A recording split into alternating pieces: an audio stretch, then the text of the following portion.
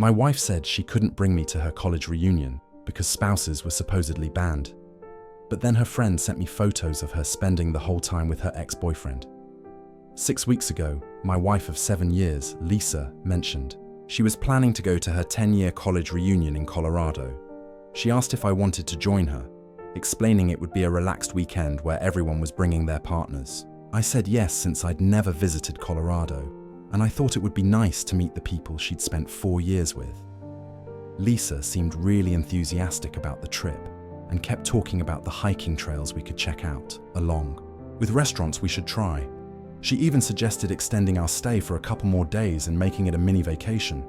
We booked our flights together, and I took time off work. I bought new hiking boots and a jacket for the Colorado weather. Lisa and I spent several evenings going through pictures from her college days. She pointed out friends I'd meet. Mark, who had been at our wedding with his wife, Jennifer, who had gotten Lisa her first job, and Carlos, who put together an annual charity run Lisa always participated in.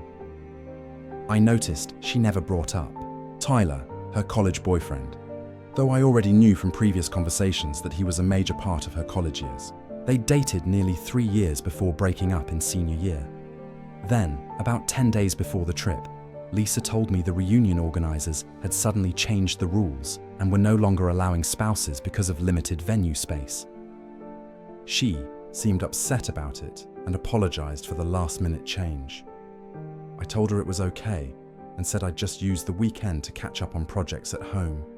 Whenever I asked for more information about the new arrangements, she would quickly switch topics. When I specifically asked which other spouses couldn't come, she vaguely said Mark's wife and some others, then shifted the conversation to an issue at her job. The night before her flight, Lisa packed her bags while I sat in our bedroom watching TV. She seemed unusually careful with her clothing choices, bringing a lot more options than she would for a 4-day trip. She packed her nicest dresses, including a new one she'd recently bought but hadn't worn yet. When I commented, she said she wanted to look good in the reunion pictures since everyone would be comparing how they'd changed since college. She also brought more makeup than usual and took extra time arranging her toiletries. The day after Lisa left for the reunion, I got a text from Mark, one of her old college friends who I'd met at our wedding. He messaged saying he felt I should know Lisa had been spending all her time with her old college boyfriend, Tyler. Mark also said he'd seen them go into Tyler's cabin together and stay for over an hour while everyone else was off on a group hike. According to Mark, Lisa told everyone I couldn't make it because I had a big work project. He included a photo of the reunion schedule, which showed there were no restrictions on bringing partners. I stared at that message for nearly an hour. Lisa and I hadn't had any recent issues. Actually, we'd been discussing starting a family next year. We just finished remodeling our kitchen and were planning to redo the bathrooms next month. We'd even started looking at bigger houses in good school districts. I'd never had a reason to doubt her before. I called her that night to see how everything was going. During the call, Lisa said the reunion was great and mentioned a hike and barbecue. When I asked casually about the venue and whether the no spouses rule was worth it, she quickly confirmed it was because of limited rooms at the lodge. Then, as if I just remembered, I asked if Tyler was there. After a long pause, she said he couldn't make it and was living in Europe now. After we hung up, I checked our cell phone bill online. There were several calls between Lisa and a number I didn't recognize in the weeks before the reunion, with the calls becoming more frequent as the event got closer. The most recent call was the day before she left and lasted 47 minutes. I copied the number and texted Mark, asking if he knew whose number it was. He confirmed it was Tyler's and added that Tyler had actually moved back from London 6 months ago after his divorce. I packed a bag and went to my sister's house. She's a family law attorney. I showed her Mark's text, the reunion schedule, and the phone records, then explained everything that had happened. My sister warned me not to jump to conclusions, suggesting I talk to Lisa when she returned, since the calls could be innocent. But when I confronted her with the fact that Lisa had lied, claiming Tyler wouldn't be there and telling everyone, I'd backed out because of work obligations. My sister listened calmly. She acknowledged Lisa's deception, yet gently reminded me that 7 years of marriage warranted more than 3 days of doubt before I made any irreversible decisions. She advised waiting to see if there was a reasonable explanation before making any drastic decisions. I ended up sleeping on my sister's couch for the next 3 nights. During Lisa's 4-day trip, she didn't call me again after our initial conversation, which seemed odd. She sent a few generic updates and photos of group activities, but nothing personal. In the pictures, there were always large groups, never just her or her with specific people. I checked social media and found a bunch of photos from the reunion that had been posted by other guests. In 3 of them, I could spot Lisa and Tyler in the background, standing close together. In one photo, his hand rested on her lower back. In another, they sat apart from the main group, deep in conversation. When Lisa was scheduled to return, I went back to our house, prepared to confront her. I printed the phone records, screenshots of the photos I'd found online, and the reunion schedule that clearly showed there were no restrictions on spouses. I put everything on the kitchen table and waited. When Lisa came in and saw me at the table with all the papers spread out, her smile vanished and her expression shifted from surprise to concern as she realized what she was looking at. During our confrontation, Lisa admitted Tyler was at the reunion, but insisted nothing happened and they were just friends now. When I pressed her about her lies, she confessed the organizers hadn't actually banned spouses. She just thought it would be uncomfortable since Tyler was attending. She claimed she only wanted to avoid an awkward situation for everyone involved. When I showed her the phone records, including the 47-minute call with Tyler the day before the trip, she tried to turn things around by calling my checking of her phone records invasive. She claimed Tyler called her about the reunion because he was anxious about seeing everyone after his divorce and wanted to know who would be attending. I pointed out that there had been 12 calls between them over 3 weeks, not just one. Conversation about attendees. I told her I'd already spoken to my sister about divorce options. Lisa got visibly upset and insisted again that nothing happened with Tyler. She claimed she was just being a friend to someone struggling after his divorce, and they only went to his cabin to get something from his car.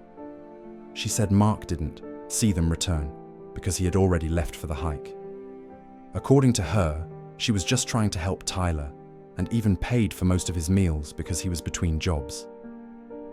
I then showed her the social media photos where Tyler's hand was on her back. She brushed it off, saying people were crowded together for a group shot, though there was clearly space around them in the picture. I told her I'd be staying at my sister's house that night because I needed time to think things over. Lisa followed me while I packed, her voice growing more desperate as she accused me of overreacting and being ready to throw away 7 years of marriage over harmless texts and pictures. She brought up our plans for kids and the house we were considering. As I zipped my bag, she blocked the bedroom doorway, begging me to stay and talk it through. I waited silently until she stepped aside and then left without responding to her pleas. That night, Lisa called me 27 times and left 14 voicemails, each more emotional than the last. I didn't listen to most of them. Over the next several days, she texted constantly, switching between apologies, explanations, and accusing me of being unreasonable. My sister agreed to put any legal action on hold while I tried to process everything. I just didn't know what to do. 7 years of marriage, and I never imagined I'd be in this spot. My mind was spinning as I tried to make sense of it all. My friends were divided. Half said I should at least hear Lisa out, that marriages have survived worse, while the other half said the lies alone showed her true character. I couldn't eat. Has anyone else ever discovered their spouse lying about something like this? I never thought I'd be in this position, and honestly, I barely recognize my life right now. I want to thank everyone who commented on my original post. I read every single comment, even if I couldn't respond to all of them. The support from this community has meant so much during the worst weeks of my life. Many of you shared similar experiences that helped me feel less alone in all this. For those who asked for an update, it's now been 2 weeks since I learned about Lisa's lies. I've decided to move forward with divorce. After talking with my sister and giving it a lot of thought, I realized I can't move past this breach of trust. I reached out to Mark for more details, and we met near his office. Pulling up a fresh batch of reunion photos, he pointed out that Lisa and Tyler were side by side at every single meal and group activity. He showed me a group photo from the first night's dinner, where seating had been assigned alphabetically, but Lisa had switched her name card so she could sit next to Tyler instead of her assigned spot. Mark explained that he hadn't wanted to get involved at first, but when he saw them disappear during the group hike, it felt wrong. His wife had noticed it too and encouraged him to let me know. He confirmed that Lisa and Tyler spent most of the reunion together, often breaking off from the main group, sharing private jokes, and always sitting together. Another classmate had even remarked how they seemed to pick up right where they'd left off in college.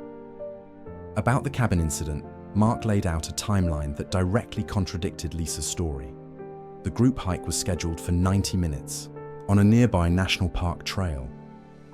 Lisa and Tyler slipped away about 15 minutes in, claiming they forgot something at the cabins and would catch up. They never rejoined the group during the hike and missed the lunch afterward, only reappearing about 30 minutes after everyone had finished eating, far longer than the few minutes Lisa had described. Tyler made a joke about getting lost on the trail, but people were clearly uncomfortable given how noticeable their absence had been. When I asked Mark why he decided to tell me, he shared that he and his wife had experienced infidelity in their marriage years earlier and only made it through because the truth came out immediately. He believed secrets ruined marriages faster than mistakes, and he thought I deserved to know what was happening. I met Lisa at a coffee shop to give her my decision. She arrived 20 minutes early and had already ordered my usual drink. She brought a folder with photos from the reunion, showing group pictures with plenty of people, including Tyler, trying to prove that nothing inappropriate had happened. But those images were only from the organized events, not the free time when Mark said she and Tyler were alone together. Lisa also printed out emails from the reunion organizer about logistics, but none mentioned restrictions on spouses. Lisa questioned why I'd throw away 7 years of marriage based on what Mark said, claiming he'd always been jealous of her friendships and even referencing his attitude at our wedding. I explained that this wasn't just about Mark's story. It was about the elaborate lies she told to keep me away while her ex was there. The fact that she'd built a whole deception instead of just being honest made me feel like the trust between us was broken at the core. Lisa admitted she made mistakes and handled the situation badly, but kept denying anything happened with Tyler. She suggested marriage counseling, saying she'd already scheduled a preliminary session for the following week. When I declined, she grew frustrated, shuffling through her folder of evidence that nothing inappropriate had happened. She urged me to talk to other people from the reunion, suggesting 2 classmates I'd never even met, who she said could give a different version of events. The next day, I started looking for apartments. I found one near my job and signed a 6-month lease, paying the deposit and first month's rent from my own account, rather than our joint one. When I told Lisa I'd be moving out, she called her parents, who came over that evening to intervene.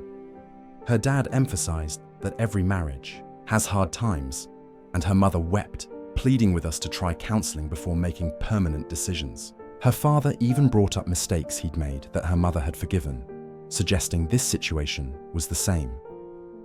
That weekend, I moved most of my things to the small apartment. 2 friends helped me move my belongings while Lisa was at her parents' house. I left a note listing which furniture I'd taken and what I'd be back for later. Lisa began telling our friends her version of things, painting Mark as a troublemaker and me as unreasonable, claiming I had blown innocent, interactions out of proportion, and hadn't given her a chance to explain.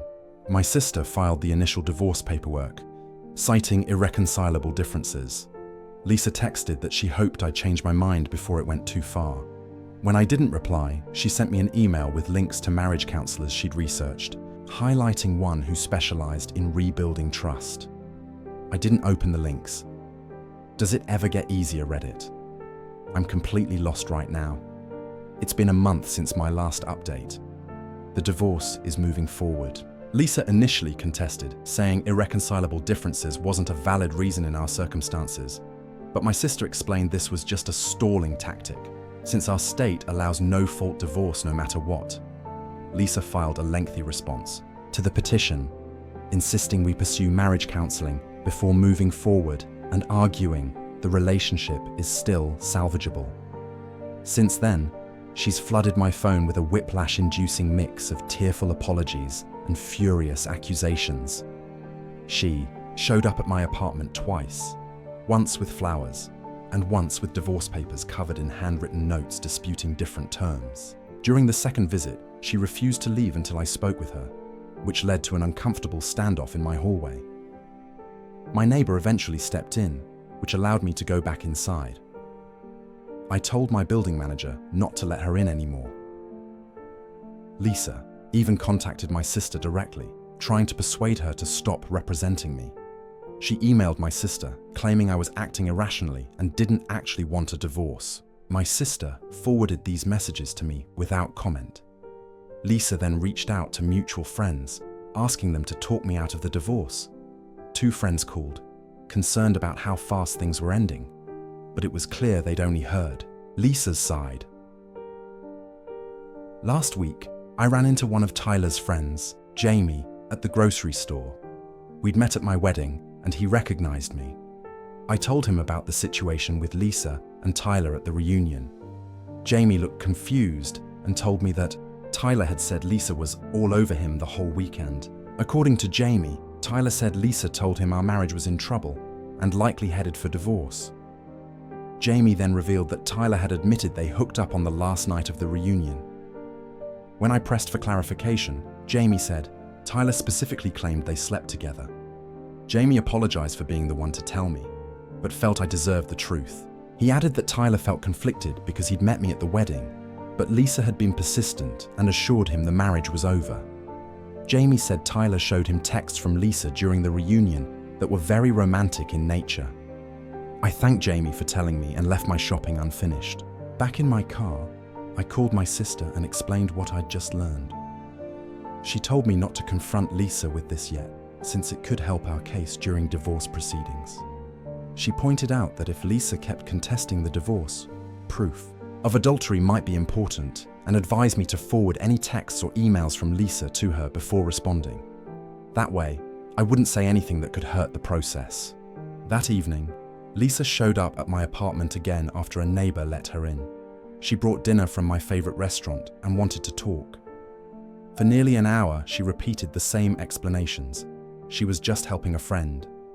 Nothing happened. Mark misunderstood. She loved me and would never cheat. She said she'd started therapy to understand why she'd handled things so badly and brought up couples counseling again. She mentioned our dreams of children and growing old together. I stayed quiet, thinking about what Jamie had told me. Once, she finished. Against my sister's advice, I told her about my conversation with Jamie and Tyler's claim that they'd hooked up. Lisa immediately got angry, insisting Jamie was lying and that Tyler wouldn't say that. She suggested maybe Tyler told Jamie to lie out of anger because she stopped talking to him after the reunion, realizing their friendship wasn't worth risking our marriage. She accused me of believing a virtual stranger over my own wife and looking for reasons to end our marriage. When I asked if she'd kept talking to Tyler after the reunion, she got defensive, gathered her things, and left abruptly, slamming the door behind her. The next day, Lisa sent a long email saying she had spoken to Tyler, who denied telling Jamie anything about them hooking up. According to her, it was all a misunderstanding or deliberate sabotage. A week later, Tyler called me himself. He said Lisa had been calling him repeatedly, sometimes from different numbers, and when he blocked her, she accused him of spreading rumors. Tyler told me he just wanted the drama to stop. When I asked if he'd told Jamie that he and Lisa slept together, Tyler admitted to exaggerating. He said they spent a lot of time together at the reunion, but only kissed. They didn't sleep together. He claimed the kiss happened on the last night, after they'd both been drinking at the farewell dinner. Tyler said Lisa told him our marriage was having problems, that we hadn't been connecting, and that she was confused about what she wanted. Tyler said Lisa initiated nearly every interaction at the reunion, purposefully seeking him out during group activities and suggesting private catch-ups. When I told him we'd been happily planning to start a family next year, he looked genuinely stunned. He apologized for his part in everything, admitting he should have kept his distance knowing she was married. After that call, I gave Tyler's contact info to my sister, who again advised me not to confront Lisa directly about the contradictions. She recommended I just let the legal process run its course without adding more emotional conflict. I ignored Lisa's email defending herself. 2 days later, she suddenly accepted the divorce terms my lawyer had suggested, including the agreed division of assets. The speed of her acceptance after so many weeks of fighting made me wonder what had changed. My sister said Lisa might have realized Tyler had spoken to me and decided to cut her losses rather than risk more details coming out in a contested divorce. A month has passed since my last update. The house has been listed for sale, and we've already received 2 offers over the asking price. We agreed to split the proceeds evenly after paying off the mortgage. Lisa came to the apartment again, this time with her mother, to collect some household items we'd agreed she could take. Her mother kept trying to talk to me about marriage difficulties and second chances while Lisa gathered her things. She told me about almost splitting up with her husband soon after Lisa was born because of his long work hours and her suspicions of an affair that turned out to be false. She emphasized how grateful she was that they'd worked through those problems instead of separating. I helped them carry boxes to the car, but kept the conversation polite and minimal. As they were about to leave, Lisa asked to speak to me alone while her mum waited in the car. Her mother seemed reluctant, glancing back as she left us. Once we were alone, Lisa's mood changed. She seemed more serious than she'd been in any previous conversation. She said she needed to clear her conscience, then admitted she lied about why I couldn't go to the reunion and about spending so much time with Tyler. Still, she insisted they never slept together, only shared a single kiss after the farewell dinner when both had been drinking. She claimed she stopped it from going any further and immediately regretted it. Lisa said she didn't understand why Tyler told Jamie they'd hooked up, suggesting maybe to Tyler a kiss counted as hooking up, or he was just exaggerating. She admitted deleting texts between her and Tyler before the reunion, saying their conversations sometimes drifted into reminiscing about their past, and she knew those would hurt me if I read them. She claimed the cabin incident was innocent. They went to get something from his car and ended up talking longer than they meant to, mostly about his divorce and his feelings of failure.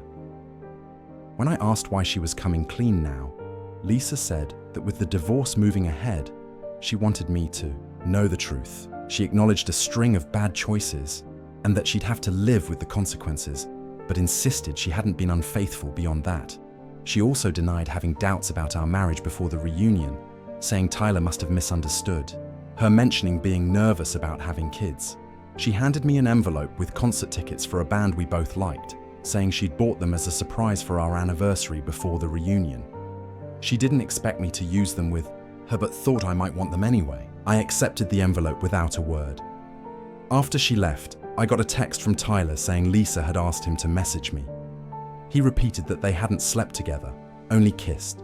He admitted telling Jamie something happened while drunk, but said that was an exaggeration and apologized for everything. He promised not to contact either of us again. Their stories matched now, which gave me a moment's pause, but all the earlier lies lingered in my mind. Whether they slept together or just kissed, Lisa had lied to spend time with an ex, and then lied over and over when confronted. It didn't really matter anymore. The trust was already broken. The fact that their stories had shifted so much just made me doubt this final version even more. The next day, Mark sent me screenshots of a heated argument between him and Lisa, where she blamed him for destroying her marriage by texting me. She called him a backstabber and accused him of twisting innocent moments. In his replies, Mark stood by everything he'd told me and added that several other reunion attendees had noticed Lisa and Tyler's behavior, but hadn't wanted to get involved. Mark also revealed incidents I hadn't heard about, including the night Lisa and Tyler slipped away from the bonfire for more than an hour.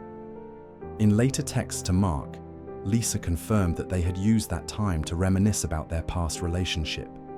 She accused Mark of making assumptions about what happened at the cabin, but notably never denied being alone with Tyler. longer than she'd first claimed. She referenced inside jokes and harmless flirting that, in her words, shouldn't have been taken seriously by anyone watching.